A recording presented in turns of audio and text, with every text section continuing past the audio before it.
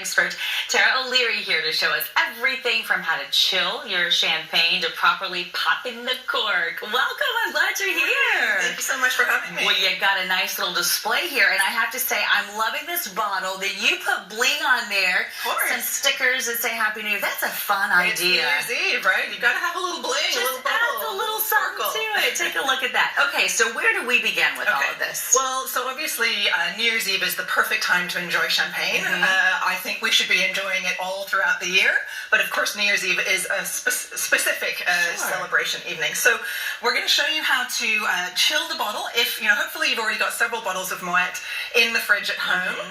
But if you arrive late to your friend's house and they don't have a chilled bottle, it's very easy just to get an ice bucket, fill it with some ice cubes and water, and then add a little bit of salt.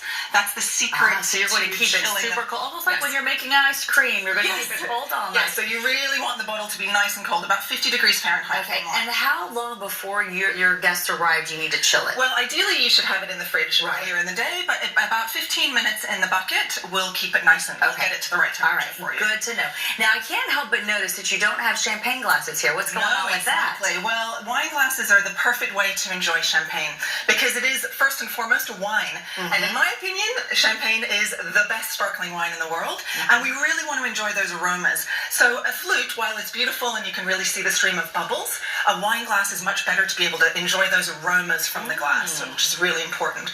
Shall we open the bottle? Well, sure. Show us the right way to do it. Because you can actually get hurt if you don't do this That's right. Absolutely. You don't ever want it pointing to your face. I know that part. But what else do we do to make sure that we really look like an expert here? Well, it's very important that we first of all have a very chilled bottle. And then it's very simple. It can be quite intimidating, but when you know how to do it properly, it's very easy. So on the side of every bottle of Moet, there's a tab on the foil. And that's almost every champagne. Yes, exactly. This one's nice and big, so you can pull the foil off very easily. This is our 150th anniversary bottle of Brut Imperial.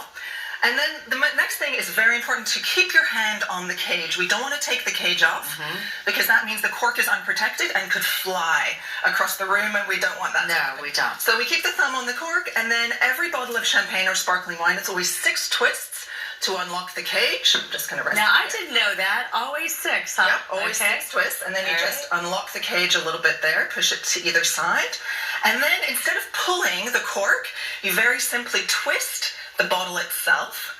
So we twist a little bit of the bottle.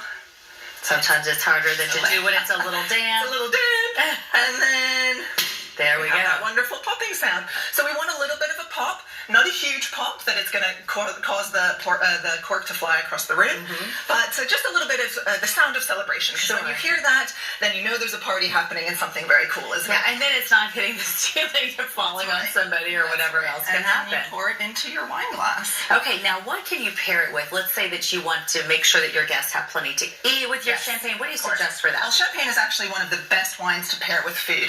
And interestingly, fried food is actually one of the best pairings for champagne. Good to know. We got some comfort food going on with your champagne tonight. So, French fries, fried chicken, truffle fries, all those kind of things. Perfect party snacks. And with the rosé, you can actually even enjoy some meat. So burgers and lamb and those kinds of things. Even some charcuterie and aged cheeses are wonderful with champagne. Okay, what about dessert? Yes, well, we actually have, this is our Nectar Rosé here. This is our slightly sweeter champagne. It's a demi-sec. So if you like something a bit sweeter, or if you want to pair it with dessert, or even some spicy food, this can stand up to some heat. Well, it's good to know. Happy New Year! Happy New Year! Can't drink it while at work, but I will say cheers! Cheers! Sally? All right.